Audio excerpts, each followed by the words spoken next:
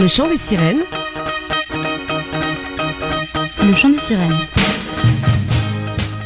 Bonsoir à vous, chères auditrices et auditeurs. Bienvenue dans votre émission féminine, féministe, humaniste, égalitaire, culturelle favorite, Le chant des sirènes, sur les ondes de votre radio locale préférée, Westrack Radio. Bonsoir. Comme tous les... Oh, c'était un petit bonsoir.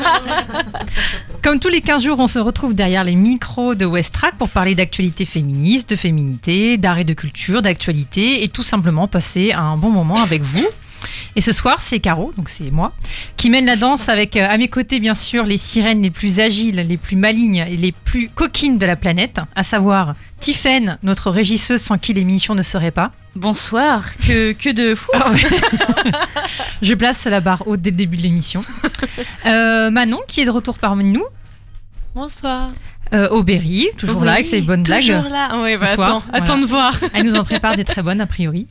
Gabrielle, avec tes belles histoires. Salut. Et bien sûr, Marie, notre phare dans la nuit. Présente. Et ce soir, nous recevons une invitée qui nous a glissé en toute évidence le thème de la soirée dans le creux de nos ouïes, le corps. Alors oui, on parle bien du corps, C-O-R-P-S. Notre enveloppe charnelle, ce corps qui nous chagrine tant, que nous malmenons, salut la chandeleur, aimons parfois, que nous apprenons à connaître tous les jours, que nous traînons parfois, mais sans qui, voilà, on ne serait rien.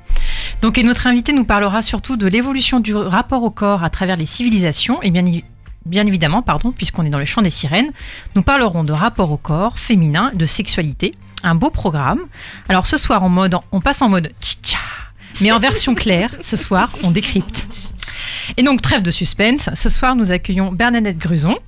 Son nom vous évoquera certainement quelque chose puisqu'elle présente cette semaine un spectacle au Volcan, la scène nationale havraise, un seul en scène intitulé Quelque chose. Bonsoir Bernadette. Bonsoir. Et bienvenue parmi nous. Merci de m'avoir invitée. On est ravis de t'accueillir.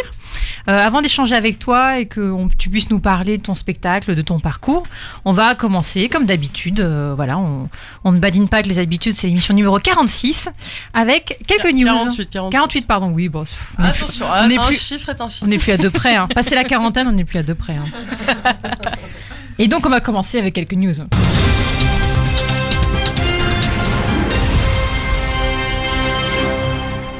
Donc voilà, quelles sont les actualités fraîches de la semaine ? Alors non, on ne parlera pas de la sororité latino de Djilo et Shakira à la mi-temps du Super Bowl. Oui, parce que j'ai lu ça ce matin dans la presse. Si vous avez raté le Super Bowl hier, il y a eu un magnifique spectacle dansé pyrotechnique de Djilo et Shakira. Et maintenant, on parle de sororité latino. Parce qu'elles étaient deux sur scène. Et qu'elles ont comme point commun d'être des femmes latino. Et latino. Voilà. C'est suffisant apparemment. Voilà, donc on en a quand même parlé finalement. Mais Marie, tu voulais nous parler d'un thème qui est beaucoup plus d'actualité et qui montre que les choses évoluent beaucoup. Oui, alors c'est suffisamment peu fréquent pour être souligné. C'est que pour les municipales à Nantes, donc qui est quand même la 6e ville de France, toutes les têtes de liste pour les municipales sont des femmes. Incroyable. Et oui. Donc je sais pas ce que ça va donner parce que peut-être elles vont s'entretuer, mais apparemment c'est à qui sera la plus verte. Je pense que c'est une femme qui va gagner déjà. Voilà, c'est déjà une beau femme. Beau pronostic. Ouais, ça c'est bien. C'est déjà une femme qui est maire de Nantes. Je sais pas si on dit maire ou mairesse, non maire la maire. Je crois que certaines considèrent que mairesse c'est péjoratif et que une maire, il y avait eu le débat où apparemment mairesse c'était la femme du maire, donc c'est pour ça qu'il va pas dire mairesse et bien maire dans tous les cas. Ouais. Donc dites-nous, vous êtes une femme, vous êtes maire, dites-nous comment appelez-nous. La maire actuelle de Nantes est vraiment super, elle fait Johanna Roland. Elle a fait beaucoup de choses très positives pour la ville. Tout à fait. Donc voilà, elles se battent un peu toutes pour mettre un peu plus de vert dans leur programme. Donc voilà, on saura, donc c'est le 15 mars et le 22 mars pour le deuxième tour.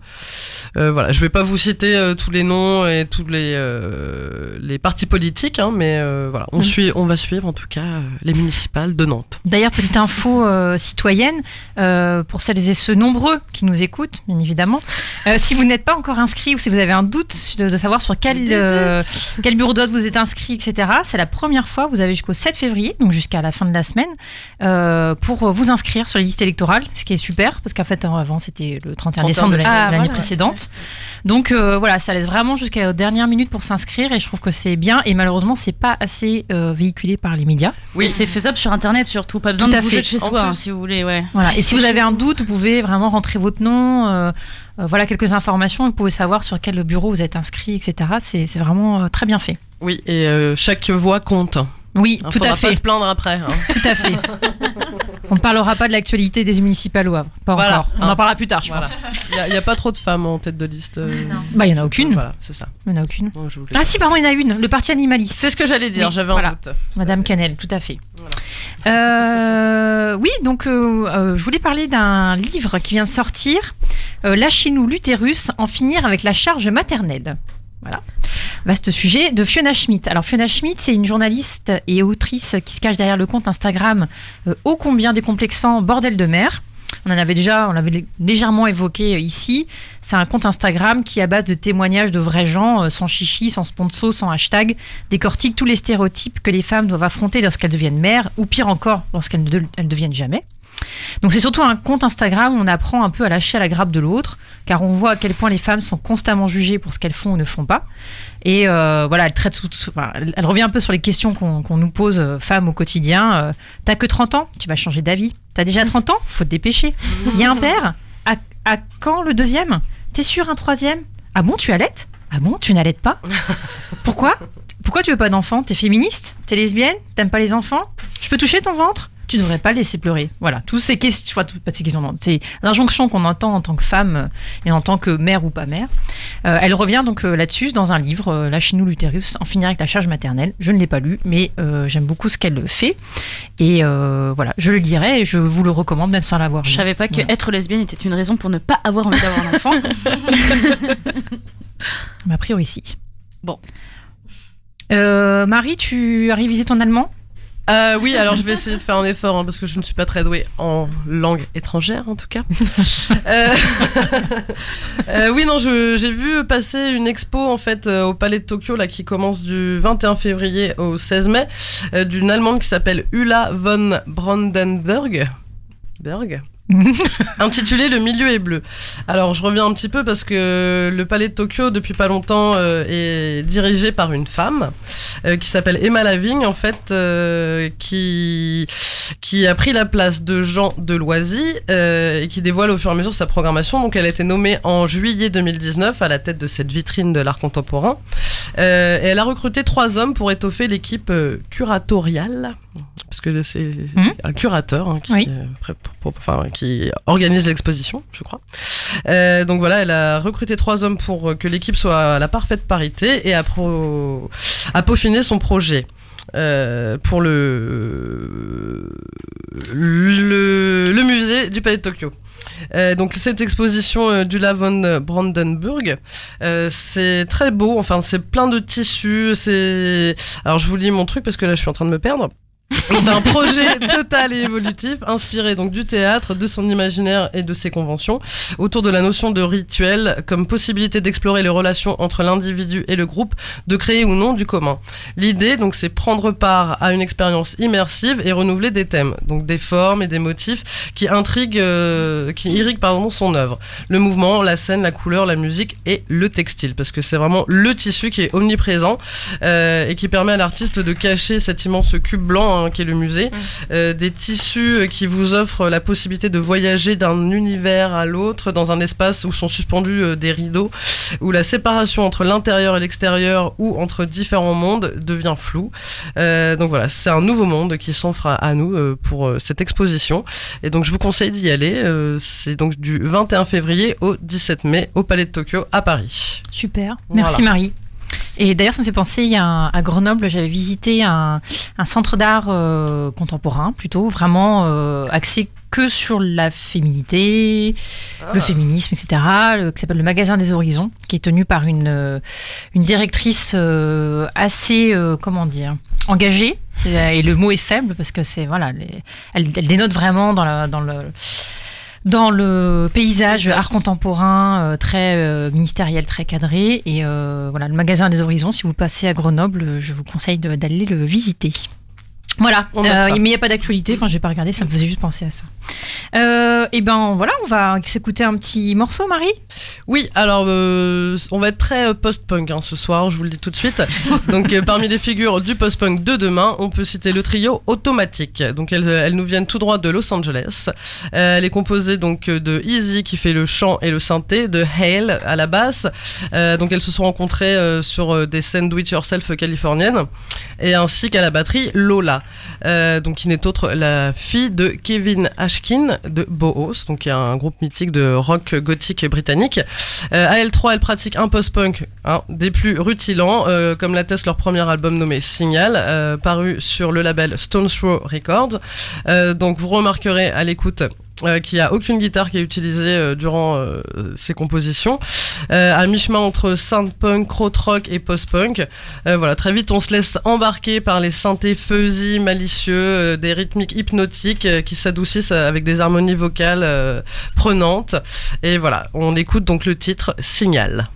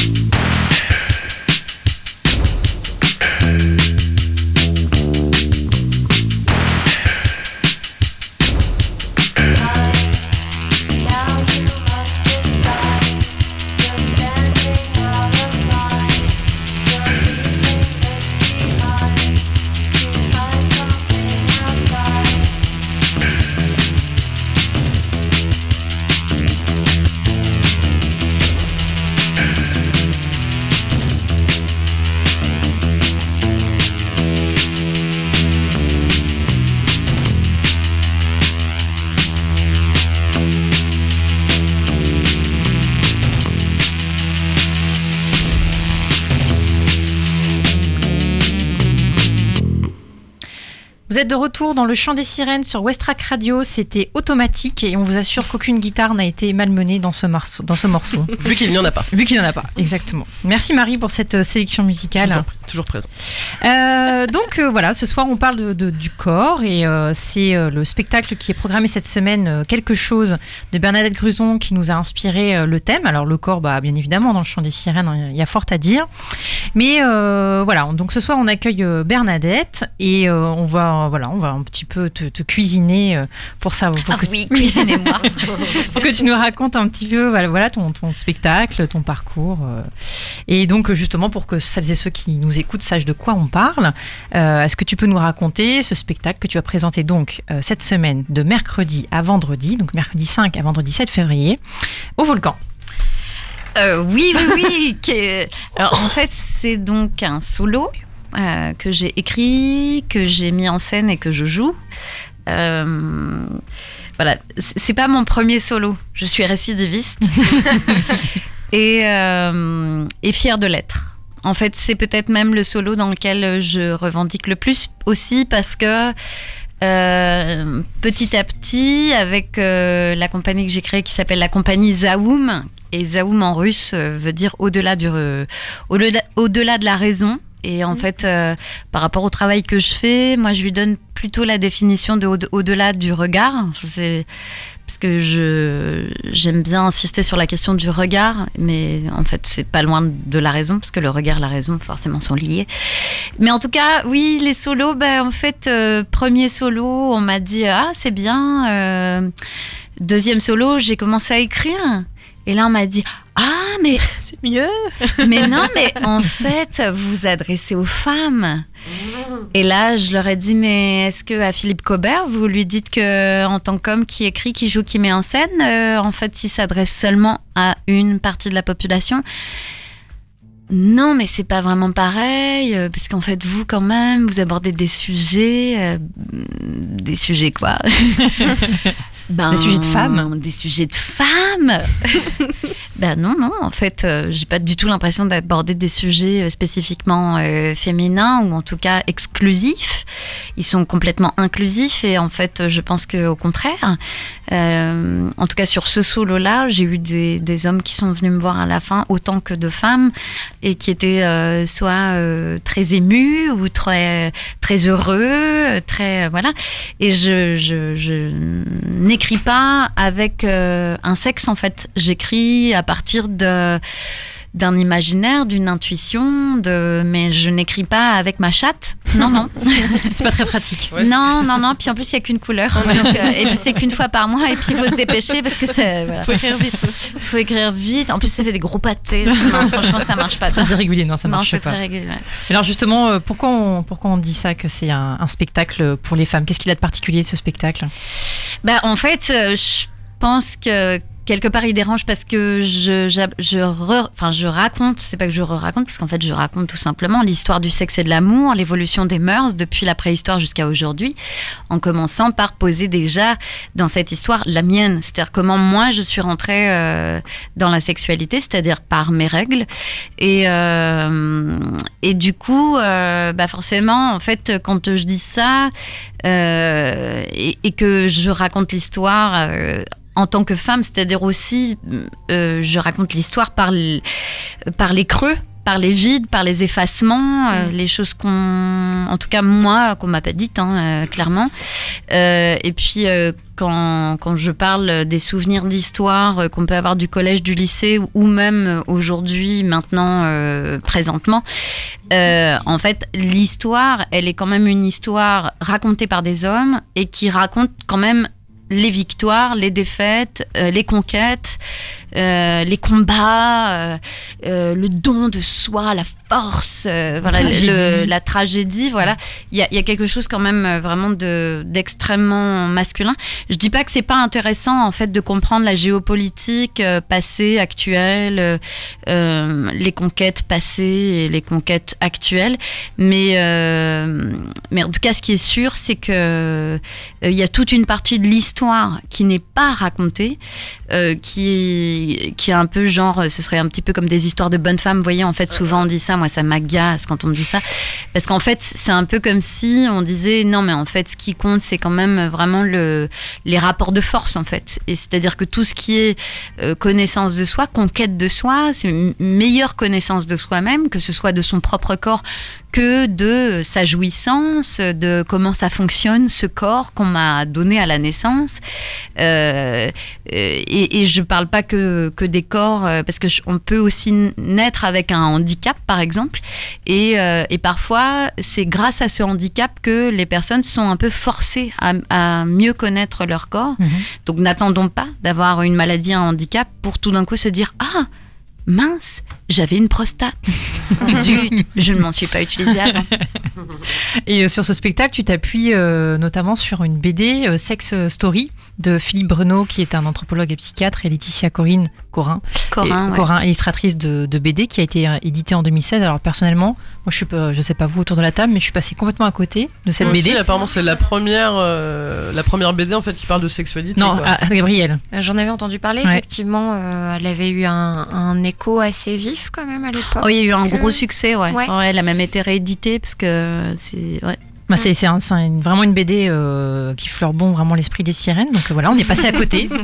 Je ne nous fais on va faire des cadeaux. Je ne nous félicite pas. Donc voilà, qui aborde avec humour et dérision la première histoire de la sexualité et de l'amour, donc version bande dessinée. On y apprend plein de choses dans cette bande dessinée, a priori assez drôle, même pas drôle, mais en tout cas voilà, justement un pan de l'histoire qu'on n'a jamais abordé. On nous a bassiné avec l'histoire égyptienne, mais on nous a jamais raconté que Cléopâtre a créé quand même le premier godemiché. Alors justement, je voulais que tu nous en parles, si c'est pas spoiler le spectacle, mais non, c'est assez... Bah oui, en fait, elle a pris des feuilles de papyrus, elle les a roulées bien serrées pour faire un cône. Et ce cône, elle l'a gardé un peu vide à l'intérieur et elle y a mis des abeilles. Donc bon, pour les auditeurs ou auditrices, les auditrices qui nous écoutent, surtout si vous le faites chez vous, n'oubliez pas de bien fermer parce que bon, les abeilles, on sait bien que voilà, on les aime, mais oui, je pense que vous pouvez trouver d'autres choses maintenant. Oui, je pense que dangereuse. J'avais lu aussi que c'est en Égypte aussi. Oui, c'est ça, je crois. Ils avaient inventé un moyen de contraception qui est proche du stérilet avec une aiguille d'acacia. Ouais, non, mais c'est. Voilà. En fait, parce que du coup. Moi, quand j'ai lu cette BD, j'ai eu une sorte de d'enthousiasme complètement débordant.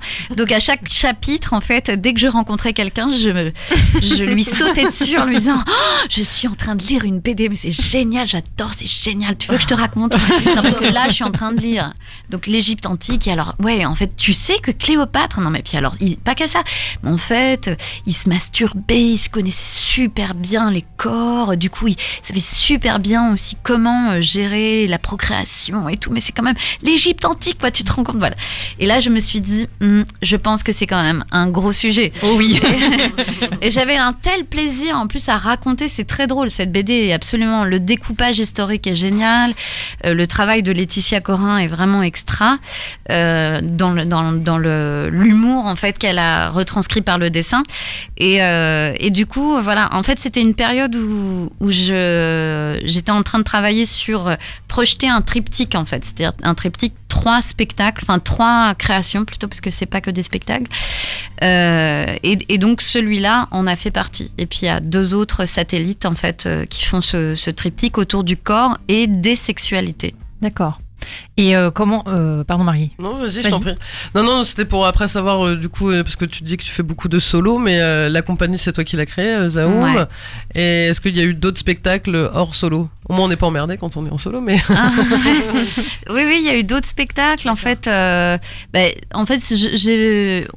me demande parfois de travailler sur des créations comme Regard extérieur, par exemple. Donc, j'ai pu travailler comme Regard extérieur à la mise en scène. Sur des spectacles où il y avait plus de monde au plateau.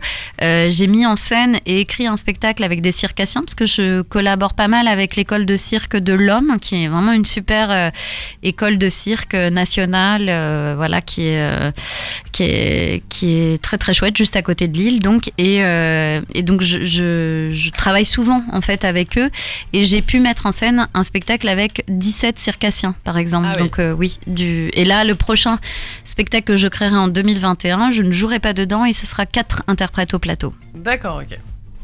Mais justement, tu as un parcours assez pluridisciplinaire, ou en tout cas bien mêlé, mais qui, je pense, chemine à quelque chose de tout à fait logique. Alors, je me suis amusée à relever un peu les mots-clés pour décrire juste en quelques mots ton parcours. Danse contemporaine, théâtre, shiatsu, yoga, dessin, biologie, clown, Lille, Wisconsin, Madrid, Avignon, Inde. Voilà, les destinations et les disciplines auxquelles tu as abordé. Faudrait rajouter le Havre en fait. Oui, bah maintenant faut rajouter le Havre. Bah ouais, je dois en oublier plein en plus, mais Mais voilà, justement, est-ce que tu peux nous raconter un peu comment t'es arrivée à tout ça? Ouais, de la biologie. Non, là, je sais qu'il faudrait du temps, mais il y a quand même un cheminement qui est intéressant parce qu'à la base, tu es biologiste. Ouais, en fait, ouais, c'est ça. Je pense que, ce qui s'est passé, c'est que voilà, moi, je viens d'une famille où il n'y a pas d'artiste en fait, et donc forcément, je faisais de la danse, j'adorais ça, je voulais être danseuse, et clairement, vraiment, c'était pas juste une lubie, c'est que je passais mon temps à danser, voilà. Et mes parents, c'était hors de question. C'était même pas envisageable que je fasse, voilà. Et du coup, comme je dessinais aussi beaucoup et que j'adorais dessiner, je leur ai dit, peut-être je pourrais faire une école d'art. Et là, ils m'ont dit, ça va pas à la tête. Non seulement tu vas être dépravé, mais en plus, tu vas pas gagner un sou. Donc, c'est pas possible. Et voilà, je pense qu'en fait, c'est vrai que quand t'as personne autour de toi qui te dit mais si c'est possible, regarde, moi j'ai fait ça, ou je connais quelqu'un qui a fait ce métier, viens, on va aller le rencontrer, puis on va parler, ou tiens, il y a un salon avec les métiers d'art, on pourrait peut-être y aller. Et voilà, en fait, j'ai pas du tout eu cet accès-là. Et du coup, pour moi, ça restait Champs-Élysées, quoi. C'est-à-dire que du coup, je regardais Champs-Élysées, je me disais, ah non, mais moi aussi, je voudrais trop être dans Champs-Élysées. Je comprends. Et du coup, ouais. Ouais. Bon, depuis non. Hein. Ouais, non, finalement non. Non, mais oui, sur le moment, oui, c'est normal. Hein. Juste pour la chanson. Et en fait, du coup, je pense que c'est quelque chose qui est resté en moi. Puis en fait, voilà, j'ai fait de la biologie, mais quand même, en fait, tous les matins, je me levais en me disant, qu'est-ce que je fous là? Non pas que c'est pas bien de faire ces études-là, parce que c'est super. Et ça m'a beaucoup intéressée malgré tout. Mais voilà. Et en fait, ce qui s'est passé, c'est que comme j'étais paumée, quoi, mais vraiment paumée, je me suis dit, il faut que je mette un océan entre ma famille et moi, entre ma culture et moi. Et mon instinct de survie, c'était vraiment de me barrer, mais de me barrer le plus loin possible. Au départ, je voulais vraiment partir en Australie ou en Nouvelle-Zélande. C'était vraiment mon truc. Et je m'étais dit, non, pas aux États-Unis, ça c'est sûr, je veux pas aller aux États-Unis. Puis en fait, on m'a proposé un poste aux États-Unis, donc j'ai pas dit non. J'avais 20 ans. C'était juste tellement déjà une chance folle qu'on me propose un poste dans une université américaine, que du coup je suis partie. Bon, c'était dans le Wisconsin, c'est un peu la Creuse en France, mais j'étais quand même pas loin de Chicago, donc c'était super de pouvoir aller quand même souvent à Chicago. Et puis là-bas, j'ai enseigné le français, j'ai fait beaucoup de théâtre. Je me suis rendu compte que c'était génial de faire une langue étrangère en faisant du théâtre. Et donc après, j'ai continué à faire ça. J'ai fait un tour au Mexique, puis après je suis allée en Espagne, effectivement, travailler toujours. Puis au bout d'un moment, je me suis dit, faudrait quand même que je rentre pour formaliser tout ça, avoir des diplômes, parce que en France, on sait bien que faut montrer patte blanche. Et du coup, voilà, je suis rentrée par Avignon en me disant, j'ai besoin de continuer à faire du théâtre. C'était vraiment une grande découverte, quoi, parce que en fait, j'avais pas la danse, en fait, clairement, ça c'était devenu quelque chose d'inaccessible parce que j'étais devenue trop vieille, en fait. Enfin, j'avais bien conscience que à 15 ans, quand je disais à mes parents je veux faire danseuse, clairement c'était encore possible, mais plus à 22 ans, quoi. Donc voilà, du coup, les chemins m'ont amené à la fois à enseigner le français langue étrangère, à faire un passage dans un conservatoire régional, au conservatoire régional d'Avignon, de m'y ennuyer quand même beaucoup, du coup d'avoir vraiment envie d'aller faire du chant, du clown, de la danse contemporaine. Enfin voilà, je continuais tout ça, et puis voilà, en fait finalement j'ai fait cette école du Samovar à Paris, et puis du Samovar, en fait voilà. Qui est une école pluridisciplinaire, enfin qui touche beaucoup au cirque, au clown. Qui était pluridisciplinaire, maintenant qui est quand même vraiment très spécialisée sur le clown. À l'époque où moi j'y étais, en fait, il y avait effectivement un enseignement vraiment un peu plus large, même si j'ai fait du clown complètement là-bas. Mais oui, enseignement pluridisciplinaire, et c'était vraiment ça que je cherchais, en fait, parce que le conservatoire, quelque part, m'avait... Voilà, c'était pas la voie c'était pas ça qui m'appelait, en fait. C'est vrai que quand on voit quelques extraits de tes différents spectacles, notamment Carambolage, qui est le spectacle de cirque, c'est ça, ouais. Là de quelque chose, et quand on lit ton parcours en parallèle, en fait on y retrouve plein de choses, même si j'ai pas encore vu quelque chose, on va aller le voir à la fin de la semaine, mais on a l'impression que dans quelque chose, tu cherches à transmettre comme un enseignant qui va transmettre à des élèves, en tout cas transmettre un savoir, et puis après aussi éveiller une conscience, éveiller un rapport.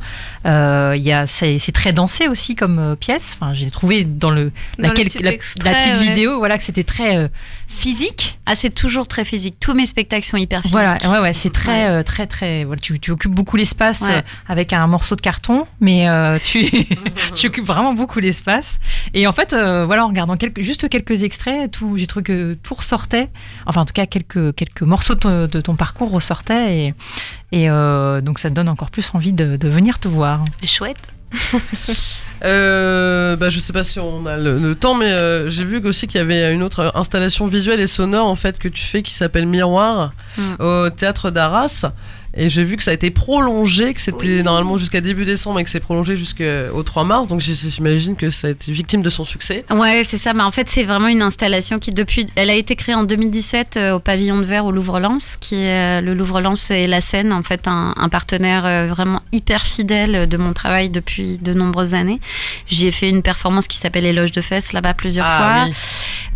Et en fait, Miroir, c'est une installation qui effectivement est souvent prolongée là où elle passe et c'est super et j'en suis ravie. En fait, c'est des coiffeuses.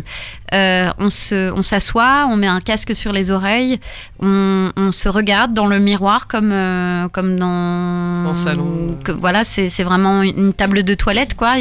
Elles ont des looks très différents les unes des autres. On appuie sur un bouton et là c'est parti pour un voyage de 5 minutes de face à face avec une œuvre d'art qui est un nu masculin ou féminin qui vient se révéler en fait dans votre reflet.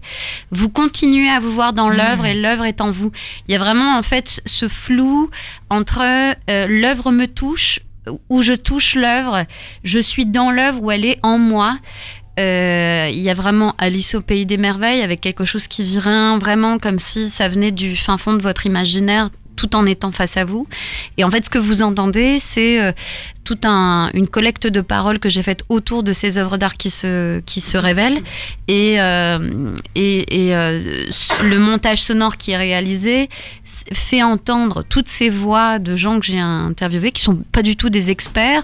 Et s'ils le sont, en tout cas, c'est pas leur expertise sur l'œuvre qui m'intéresse, mais plutôt leur émotion, leur manière de justement s'approprier l'œuvre de manière très très concrète, et en même temps aussi qu'est-ce que l'œuvre vient leur raconter à eux, et pas mentalement. C'est pas l'idée, c'est pas une expérience, c'est pas un test de culture générale, c'est vraiment plutôt un face à face sensible, sensuel avec l'œuvre.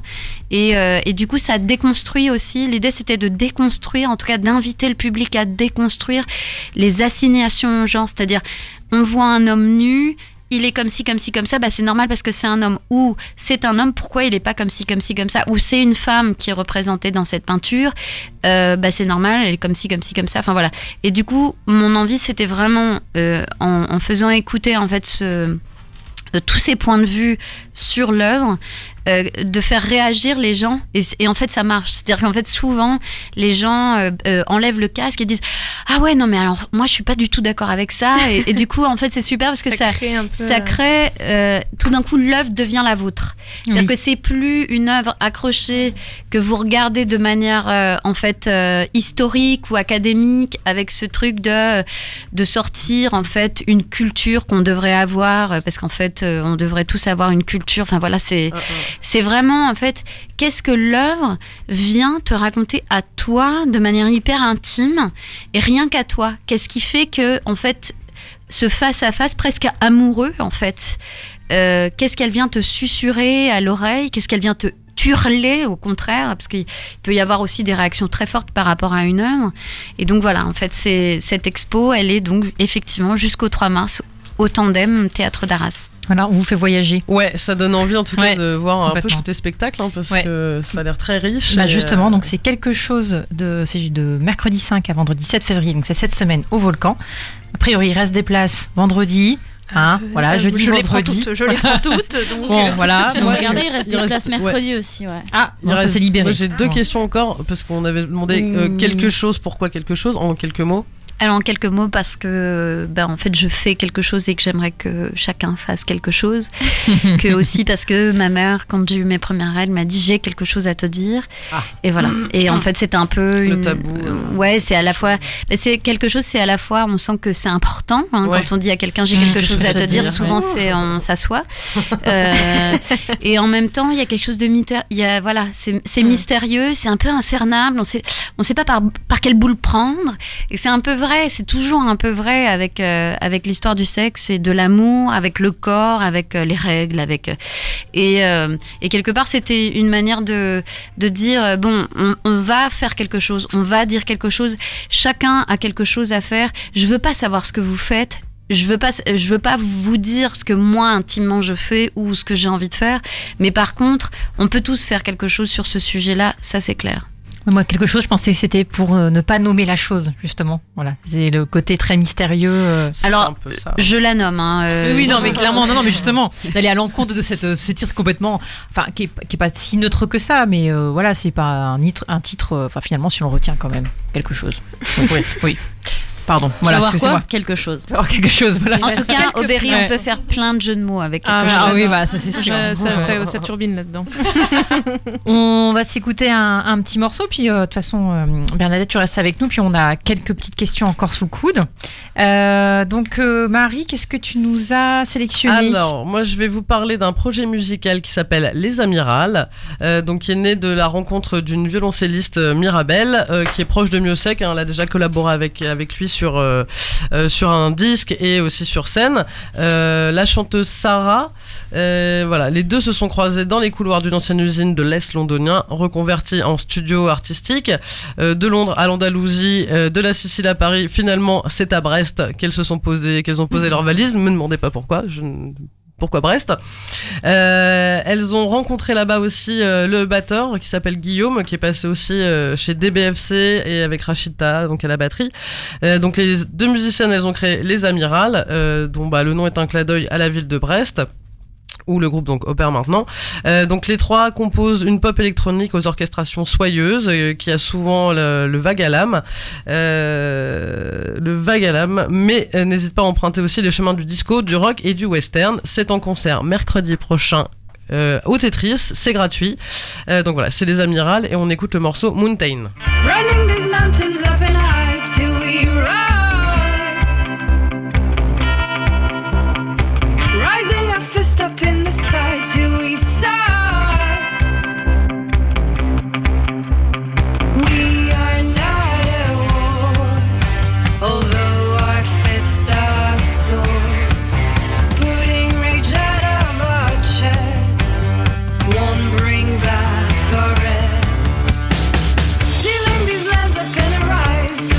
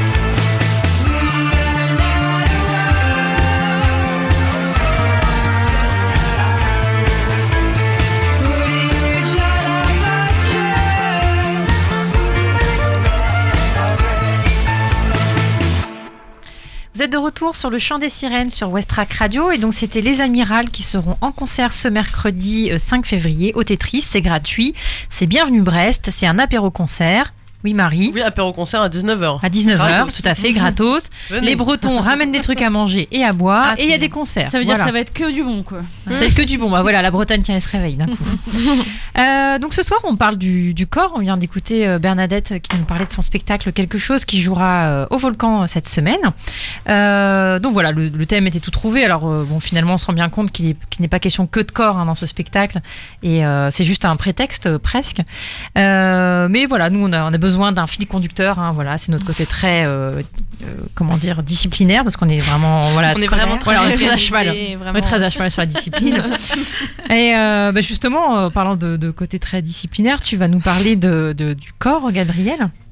Et plus précisément du corset. Effectivement, cette thématique du corps m'a donné envie de parler de mots et de mode. De mots d'abord parce que le corps féminin est l'objet de nombreux discours, mais en est rarement l'auteur. Et de mode ensuite parce que le corps n'existe dans notre société que dans son rapport aux vêtements, à la juste proportion entre peau couverte et dénudée, et que celui-ci change considérablement en fonction du lieu, du temps, de l'époque, du contexte, etc. Et on sait combien la présence d'un voile peut faire rugir des éditorialistes de CNews ou des élus FN. Du corps dans le texte au corps dans le textile, j'aimerais donc vous présenter quelques petites réflexions et anecdotes glanées ça et là au sujet du corps féminin, plus souvent tu que nu d'ailleurs. Le mot qui désigne notre chair, donc le corps, nous désigne aussi en tant qu'individu. Notre corps, ce sont des limites physiques et puis ensuite des limites morales pour désigner notre personne. Ce que nous portons sur notre corps nous reflète, bien évidemment, il reflète ce que nous voulons être, nous performons évidemment notre corps en le mettant en scène. Mais ce corps est aussi le jouet des normes sociales et se doit de respecter quelques conventions dans sa manière de se présenter aux yeux du monde. Et c'est pour protéger ce corps qu'apparaît d'ailleurs au Moyen-Âge le corset, littéralement un petit corps. Un petit corps qui vient se mettre par-dessus le seul que nous possédons afin de garantir le corps humain des coups de son ennemi. À la même époque, le corset désigne également un vêtement féminin, c'est-à-dire la partie ajustée du blio, c'est-à-dire la robe féminine particulièrement. Et ce n'est qu'à la Renaissance qu'il s'agira de dresser le corps des femmes et de les contenir avec ce petit corps. Chasse aux sorcières inquisitrices, culte de la droiture, l'époque est à la rétention des corps en réaction aux débordements médiévaux, souvent fantasmés d'ailleurs déjà à l'époque. Aussi n'est-il pas étonnant de voir débarquer le corset du royaume espagnol, pays le plus ardemment engagé dans l'Inquisition, où l'on traque les pratiques déviantes du catholicisme, les pratiques sexuelles non réglementées et non orthodoxes comme la fornication hors mariage, la bigamie, l'homosexualité, la pédérastie, etc. Et le corset, né dans la cour d'Espagne, devait donner une idée de la droiture des femmes nobles qui le portaient. Cette petite fantaisie aristocratique va devenir en fait une norme pour les 4 siècles à venir. Littéralement, un carcan. Le corset protecteur et défensif du Moyen-Âge donc devient une règle. Sa taille et ses formes vont évoluer ensuite au gré des fantaisies, des normes et des modes. Il donne au buste féminin une forme conique, affine sa taille à partir du XVIIe siècle. Charles Perrault, d'ailleurs, nous racontait dans Cendrillon, à la même époque, comment les demi-sœurs de Cendrillon plaçaient tous leurs espoirs d'être remarquées par le prince en se parant d'un corset. Voici ce que dit Perrault. Elles furent près de 2 jours sans manger, tant elles étaient transportées de joie. On rompit plus de 12 lacets à force de les serrer pour leur rendre la taille plus menue, et elles étaient toujours devant leur miroir. Cendrillon, elle, n'a pas besoin de corset. Normale, elle est parfaite et gentille avec ça, très énervante.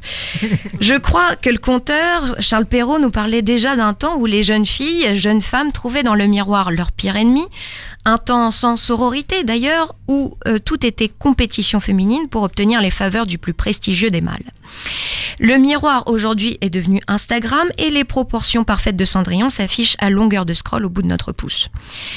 Le corset continue son petit chemin de bonne fortune et sa forme balénée, la plus contraignante, apparaît au XVIIIe siècle, pour disparaître tout aussitôt, dans un temps suspendu, et pas n'importe lequel, la Révolution. La Révolution qui va libérer les corps, et on va porter des robes légères qui libèrent les seins, jouent de la transparence. À bas les corsets, qui rappelaient les costumes de cour, et particulièrement Marie-Antoinette. Au 19e siècle, l'enserrement féminin revient plus complet que jamais puisque les baleines entourent désormais totalement le buste et le corset se démocratise, contrairement à la République qui, elle, met du temps à s'installer de manière durable. Paul Poiret, un couturier du XXe siècle, supprime finalement le corset et va devenir un pionnier de l'émancipation féminine. Sautillant d'un mot à l'autre, poursuivons. Le corset n'existe que dans son rapport au corsage, qui, au Moyen-Âge, désignait le corps tout entier, et plus particulièrement, par la suite, le buste féminin. Sage, pourtant, le corsage, que nenni, parce que paradoxalement, le corset enserre le buste pour mieux offrir à la vue du monde ce que les précieuses du temps de Molière nommaient avec pudeur les coussinets d'amour, c'est-à-dire leurs seins. Ainsi, à l'époque de Louis XIV, le grand décolleté découvrait l'ensemble des seins, aréoles et pointes comprises. Ce qui nous permet de relativiser sur nos normes vestimentaires actuelles, quand même. Le corset épouse donc les formes de la vie sociale et même politique. Il enserre et dessert le corps féminin qui joue du couvert et du découvert pour dire sa féminité, ou qu'il a subi. Emblématique de la culture patriarcale, il fait du corps féminin une prison dont les barreaux se renforcent au gré du risque de sédition de ces dernières. Et s'il est désormais un mauvais souvenir ou un accessoire fétiche et très librement choisi des gothiques, des steampunkettes ou des adeptes du SM, il s'est montré combien le vêtement nous emprisonne et nous libère tout à la fois. J'ai vu d'ailleurs que le harnais en cuir, vague accessoire SM, devenait une hit pièce en 2019-2020, donc cette année, signe contemporain que les femmes s'accordent librement, je ne saurais le dire, aux contraintes imposées par ces accessoires. Ce qui est sûr, c'est que notre autocritique féminine permanente est notre plus terrible corset. Alors pour ne pas finir comme les aigris Javotte et Anastasie, les sœurs de Cendrillon, foutons-nous la paix, vive les poitrines libres et vive la Révolution. Merci Gabrielle. Et oui, nous aussi, dans Le Chant des Sirènes, on revisite l'histoire différemment. Et on invente un mot même, la féminénée. Hein. Féminénée, oui. Voilà, la féminénée. Avec des grands nez. Avec des nénés. Voilà. Et surtout inné. Et inné. Voilà. Non, mais on a un truc. On va faire un truc sur la féminénée. Eh ben, merci Gabrielle, encore toujours aussi intéressant de revisiter l'histoire avec toi. D'ailleurs, ça m'inspire une petite question. Quelle est la partie du corps que vous préférez chez vous ou chez quelqu'un d'autre d'ailleurs, hein, si vous ne voulez pas vous dévoiler? Aubery. Eh ben voilà, tout le monde me regarde, donc j'ai l'impression que c'est à moi de répondre. Réfléchir, moi je... Eh bien, comme voilà, ça, comme ça instinctivement, ouais, j'annonce à ces nombreux auditeurs que j'aime beaucoup mes seins. Ouais. Voilà, je les assume parfaitement et je les trouve magnifiques. Et chez les autres, de manière générale, hein, hommes aussi. comme femmes. Ouais. Ils sont tous beaux. Ouais, non, bah voilà, c'est la première chose qui me vient en tête. Donc. Bernadette, quelle est la partie du corps que tu préfères? À moi, sans hésitation, les fesses. Oui, forcément. J'adore les fesses et j'en ai fait un spectacle. Oui. Marie? Moi, j'aime bien mes jambes et chez les autres, j'aime bien les mains. Ah. Ouais. Chez les hommes, j'aime beaucoup les mains. Marion? Moi j'aime bien mes avant-bras et en particulier les avant-bras de tout le monde. D'accord. J'adore les avant-bras. Très bien. Et moi, donc, je pense que c'était un lapsus révélateur puisque j'aime bien mon nez. Ton nez? Ouais. Ça veut dire tes nénés. Et j'aime beaucoup les pieds féminins, les petits pieds féminins, et j'aime beaucoup les mains masculines. Ouais, Ok. c'est vrai. Ouais, je suis assez d'accord. J'aime beaucoup les mains de manière générale. Ça exprime beaucoup de choses aussi. Tiffen? Oui, moi, Charlotte Bouche, la dernière. Ah non, j'ai le meilleur pour la fin. Ah, bon, d'accord. Moi, j'aime beaucoup le dos chez les gens. Oui, c'est vrai. Ah, Ouais. voilà. Très Et bien. chez moi, pas grand-chose. Mais, Ouais. mais ça Autre viendra sujet. avec le temps. Toujours difficile ça. Voilà, c'était un petit tour de table puisqu'on parlait du corps. Je vous propose qu'on se réécoute un petit morceau, Marie, que tu nous as sélectionné encore, qui Oui. est donc... Un petit morceau de Lava la rue qui s'appelle We Did. Donc c'est une rappeuse musicienne qui nous vient de Londres et c'est tout ce que j'ai trouvé en français que j'ai eu le temps. Je l'ai rajouté un peu à l'arrache ce morceau, mais voilà, il est très bien. Voilà, on l'écoute, écoutez. Il est bien, écoutez. Yeah. If you with it, baby, come and fight, get wavy. This our life is our daily. They never, ever, ever, ever taint me. Chilling in the flashy with some Tokyo vitamins, we kicking it. Light up your backstrap if you're listening, you're taking it. All white trackies, it's a christening. Snare so heavy it will leave your fingers tickling, fidgeting. If you harmonize or you're dissonant, bassline slapping on the beat like it needs discipline. I hear you chatter, whispering with your cyber kids, living in this Babylon city. It's that time again. Gasping over screens like your surname's hydrogen. Lies up your sinuses, but I'ma cure all of your cognitive dissonance with this different shit, with this different shit. Type of ribbons coding your indifferentness. You with the kid? Said, are you with the kid? Yeah, are you listening? Cause I ain't finished yet. I'm in for this ride, ripping a tide, lava, bona fide. Silky in the city, femme committee sliding in your mind. Turning up your speaker just to hear my thoughts amplified. Let's unify and terminate the haters like we pesticide. So we can keep the vibe, no negativity. So bottom to the right, I got 3 little brothers to feed. 3 little birds singing, I'ma believe. L City was a mother to me. Stayed underground but never underachieved. 3 little brothers to feed. 3 little birds singing, I'ma believe. L City was a mother to me. Stayed underground but never underachieved. If you with it, baby, counting 5, get wavy. This hot life is our daily.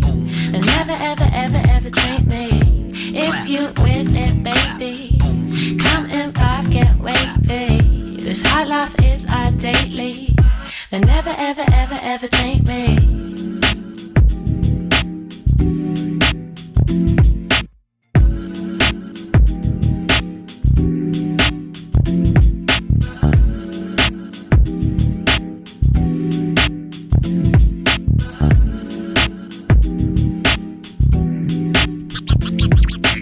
Three little brothers to feed, 3 little birds singing, I'ma believe. L City was a mother to me. Stayed underground but never underachieved. I got 3 little brothers to feed, 3 little birds singing, I'ma believe. L City was a mother to me. Stayed underground but never underachieved. Et vous êtes de retour sur Westrack Radio dans le chant des sirènes.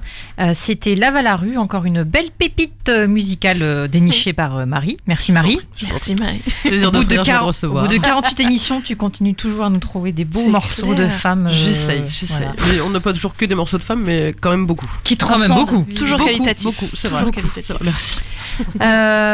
Donc ce soir, on parle du corps à l'occasion du passage de Bernadette Gruson qui présente le spectacle Quelque chose au Volcan du 5 au 7 février cette semaine. Et voilà. La pub. Clémentine, j'espère que t'écoutes. Voilà. J'espère que nos amis du Volcan nous écoutent. Alors là, on n'aura jamais fait autant de placements de produits. Mais c'est pour la juste cause parce que vraiment le spectacle a l'air vraiment, vraiment, vraiment bien. Ça me met la pression. Tu peux. D'ailleurs, si on a des invites. Mais... Ouais. Non, ça, c'est... En fait, c'est vrai qu'en ce moment, on voit quand même beaucoup ce thème de la féminité de manière générale, mais pas beaucoup le thème que toi tu abordes précisément sur ce spectacle-là, mais en tout cas, tous les thèmes un peu féminins qui surgissent dans le spectacle vivant, et ce qui est tout à fait normal parce que les artistes sont là pour interroger les thèmes de société. Mais il y a un peu à boire et à manger, et ce spectacle, il a l'air tellement enthousiasmant, Aubery, n'est-ce pas? Et très, très dynamique, vraiment transcendant, pardon, excuse-moi. Ah oui. En fait, souvent les gens à la fin me disent mais tu dois être crevé et tout ça. Et en fait, j'ai surtout l'impression que c'est eux qui sont crevés. Tu sais qu'à la fin du teaser qui doit faire 1 minute 30, 2 minutes, j'ai eu l'impression de faire... de reprendre moi-même ma respiration parce que j'avais l'impression de voir une gymnaste faire un quadruple lutz piqué sur le tatami là. Et alors, on a eu tous les JO en un seul. Ok. Ouais. Pas. Allez voir le spectacle, c'est. Voilà. Donc ça a l'air très très chouette en tout cas. Et on n'a pas parlé. Tu étais intervenu aussi à l'Université populaire au mois de décembre, me semble-t-il. Alors on n'avait pas pu y assister, mais ça avait l'air. Ça a été très très fort, vraiment super fort. En plus, il y avait vraiment une transgénérationnalité qui fait vraiment du bien. Il y avait quelques hommes, hurrah. Et non, c'était vraiment très fort, très chouette. Vraiment, vive le Havre. Ouais, vive le Havre. D'ailleurs, c'était la première fois que tu venais au Havre pour un spectacle? Oui. Oui. Alors, j'étais venue déjà au Volcan pour voir des spectacles, faire un petit rendez-vous en disant coucou, j'existe.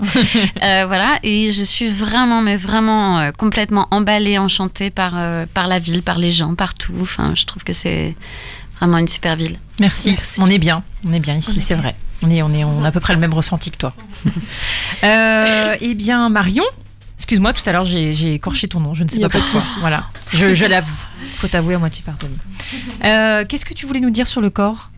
Alors pour moi, le sujet du corps a été un petit peu compliqué. J'ai pas su au début comment le prendre et finalement je me suis arrêtée plutôt sur l'aspect qu'on renvoie aux autres.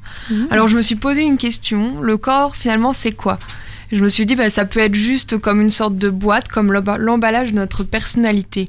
Mais pourtant, j'ai l'impression qu'on peut focaliser tellement d'attention, perdre tellement d'énergie, centrer tellement d'interrogations sur cette simple coquille, qu'on en oublierait presque de la remplir ou parfois de l'habiter. Toute cette énergie consacrée à renvoyer vers l'extérieur telle ou telle image, à s'interroger sur l'éventualité qu'on pourrait ne pas être accepté, que peut-être on ne rentrerait pas dans les critères ou dans les cases, que notre apparence ne correspondrait pas aux attentes. Ça rogne beaucoup de notre temps disponible, qu'on aurait pu investir pour nous découvrir ou entretenir nos passions, comme on dit cultiver notre jardin. Longtemps, je me suis sentie comme une coquille vide, j'étais éparpillée, j'avais quelques idées, quelques conceptions sur ce que j'aimerais faire ou être. Mais il m'a fallu beaucoup de temps avant d'avancer, de m'investir dans quelque chose. Et j'ai l'impression que c'est lié au fait qu'aujourd'hui je me sens plutôt mieux dans ma peau, dans mon corps, que j'ai balayé l'idée de devoir ressembler à un modèle préconçu. Enfin bon, sur le papier, j'aime bien l'idée de me balader en tenue d'Ève à toute heure du jour, de façon nonchalante et assumée, mais en pratique, c'est bien différent. En pratique, le reflet dans le miroir me répond souvent que je devrais me mettre au footing et que cette petite ligne de poils sur mon nombril n'est bonne qu'à être honteusement rangée sous le molleton de mon jogging. Dur avec nous-mêmes les sirènes, il est temps de relâcher la pression pour concentrer l'intégralité de notre matière grise disponible à la réalisation de nos envies. Ah, tout à fait, tu as bien raison. On se met beaucoup trop la pression avec nos corps. Et Aubéry, qu'est-ce que tu veux justement, parlant de pression. Parlant de pression. Voilà. Que maintenant je rebois vu que j'ai fini dry journaling. Voilà, je souhaitais placer ça comme ça. Donc moi, j'ai vraiment eu du mal aussi à écrire cette chronique. À chaque fois qu'on vous donne un thème, vous dites ça. Vous commencez par ça. Et bien du coup, cette chronique, ce n'est pas vraiment une. Ah d'accord, parce qu'est-ce que c'est pas un truc très féminin de toujours dire oui mais c'est compliqué, je sais pas parce que j'ai. Alors qu'au final, c'est toujours excellent. Donc je voulais dire quand même. Voilà. En fait, je vais vous faire dérouler un peu de ma réflexion pour vous illustrer un peu le nombre de sentiments qui m'ont traversé la tête et la complexité de mes complexes. Parce qu'autant je peux sereinement raconter ma vie en long, en large, en travers, à l'antenne, comme en témoignent les émissions précédentes. Je peux assumer de parler d'Harry Potter, de Charme, de Buffy, même de pleurer à l'antenne en parlant de ma mère. Mais j'avoue que parler du corps, c'est vachement plus compliqué. La première étape de ma chronique, ça a été d'associer le mot corps au mot complexe. Donc je partais sur une chronique super joyeuse, à barre de cellulite, de seins qui tombent, de rides, de petits bidons, de gros cul. Et le premier résultat de ma recherche, ça a été de découvrir que 60% des femmes se sentent mal à l'aise de montrer leur corps à la plage. Du coup, je me suis mise à chercher quels sont ces complexes les plus répandus et je suis tombée sur cet article qui liste, je cite, le top 13 des complexes qu'ont toutes les femmes. Alors, au premier abord, je sens que ça va être encore... Au premier abord, j'ai d'abord été choquée par le fait que l'article illustre chaque complexe par une photo d'une bombasse complètement photoshopée. Donc, le complexe du poids, illustré par une photo de mannequin sur une balance qui indique 50 kilos. Le complexe du ventre, illustré par un ventre évidemment ultra musclé et plat comme une planche à repasser. Le complexe des fesses, illustré par une top modèle en slip blanc en dentelle naturellement allongée avec son cul magnifiquement cambré. Le complexe de la taille des seins, illustré par un buste de femme qui fait du 95D, les seins ronds parfaitement fermes dans un haut de maillot de bain de taille 12 ans. Voilà, je vous passe le complexe des dents, des poils, des pieds, de la peau, des cuisses, illustré par une femme au sourire parfait qui rase leurs jambes sans poils, avec une peau juvénile sans imperfection, des cuisses de Barbie et des pieds pédicurés. Bref, ma seconde réaction, ça a été de percuter sur le titre, le top 13 des complexes qu'ont toutes les femmes. Toutes les femmes. Et en y regardant de plus près, les articles qu'on trouve partout n'y vont pas de main morte. Comme toutes les femmes, je suis complexée par mes seins. L'été est une période difficile pour toutes les femmes. Nous avons toutes des complexes. Toutes les femmes, ça représente environ 3,5 milliards de personnes. Alors pourquoi valoriser les corps dans leur diversité, dans leur réalité, de leur vieillissement, alors que les complexes sont très très lucratif. Parce que évidemment, pour chaque complexe, il y a un produit. Il y a un abonnement pour tel programme, il y a des vêtements pour cacher ceci, pour révéler cela, des astuces payantes, des régimes hors de prix, etc. Pourquoi dire aux femmes qu'elles sont belles quand elles vieillissent, quand on peut leur vendre autant de crème anti-rides qu'il y a d'heures dans une journée? Pourquoi valoriser le corps dans son ensemble quand on peut vendre des produits pour chaque membre indépendamment? Alors oui, c'est difficile de pas être complexé, d'avoir un rapport sain à son propre corps quand on reçoit des injonctions aussi contradictoires que sois belle, mais pas trop sinon t'es superficielle. Sois confiante, mais pas trop sinon t'es arrogante. Sois apprêtée, mais pas trop sinon t'es une salope. Sois sexy, mais pas trop sinon t'es une pute. Désolée, je sais ça. Donc ça, évidemment, ce ne sont pas les magazines qui le disent, c'est le harcèlement de rue qui te rattrape. Parce qu'en fait, tu découvres assez tôt que ton corps, c'est jamais vraiment ton corps. Quel que soit ton rapport au corps, et ça prend généralement des années pour déconstruire ce que la société attend de toi et construire ce que tu veux personnellement, on te refera toujours des réflexions dessus. On te demandera de sourire dans la rue, on te hurlera que t'as un beau cul ou un cul dégueulasse, on te félicitera sur ton choix vestimentaire, ou on te dira que t'es habillé comme un sac, on essaiera même de s'immiscer dans ta culotte pour te dire quoi faire de tes poils et de tes ovaires. Alors j'ai envie qu'on s'aime, bordel. Voilà, moi j'étais initialement partie pour parler de complexe, et ben j'ai plus envie. À défaut de me présenter au municipal, je propose un programme minucipal. Voilà. Sortons-leur la tête de notre trou, j'ai envie qu'on s'aime, qu'on n'ait pas honte de courir nu, de danser à poil avec nos poils, de se secouer les seins qui tombent, de se remuer le boule flasque, de gigoter notre cellulite sans complexe. Voilà. Une sexualité libérée, décomplexée, consentante et joyeuse, c'est tout ce que je demande pour tout le monde. Bravo. Votez Aubery 2020. Voilà, municipal. Le municipal. Je pense que tu ne pouvais pas mieux résumer et conclure cette émission, puisque justement, le corps, ce n'est pas les complexes, c'est l'amour. Donc, aimons-nous vivants, comme disait l'autre. Voilà, merci de nous avoir écoutés. On a débordé. Désolé, Tiffaine, on va se faire fâcher. Merci beaucoup, Bernadette, d'avoir été parmi nous. Ouais, j'étais ravie. Vraiment. Bah, merci. Je reviendrai. Ah, bah, grand plaisir.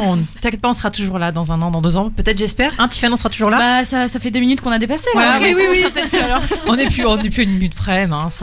Surtout que j'ai pas encore fini. Non, bah, Caro, je te laisse finir. Bah non, mais j'allais conclure. Ok. Tu voulais dire quelque chose? Non, je voulais présenter le dernier morceau. Ah oui, d'accord, ok. Bah voilà, Marie va vous présenter le dernier morceau. On se dit, on donne rendez-vous dans 15 jours. Voilà, d'ici là. Les podcasts sont toujours à retrouver sur west-track.com. Tout à fait, vous pouvez les trouver partout, sur Spotify, sur toutes les applications de podcasts, etc. Yes. Aimez-vous les uns les autres, aimez votre corps. Voilà, c'est tout. C'est tout. Hein, c'est tout ce qu'on a envie de dire. Déjà, c'est bien. Voilà. Et à bientôt. Bonne soirée. Salut. Ciao. Eh, bisous. Ouais, ça fait trop bizarre la drôle. Oui, alors on va juste écouter un dernier morceau qui s'appelle les Cable Ties, ça veut dire serre-câble, qui nous viennent d'Australie, donc elles sont tendues comme des lignes à haute tension et non comme des strings. Un rythme hypnotique, des riffs et des solos de guitare frénétiques et excellents. Elles ont tout compris du punk rock garage. Les serre-câbles s'étirent au-delà du point de rupture. Soudain, le rock garage cède la place au boogie primitif, au crotte et au post-punk. Un horizon qui s'ouvre. J'adore la voix de la chanteuse et des chœurs. On écoute tout de suite Sand Castles.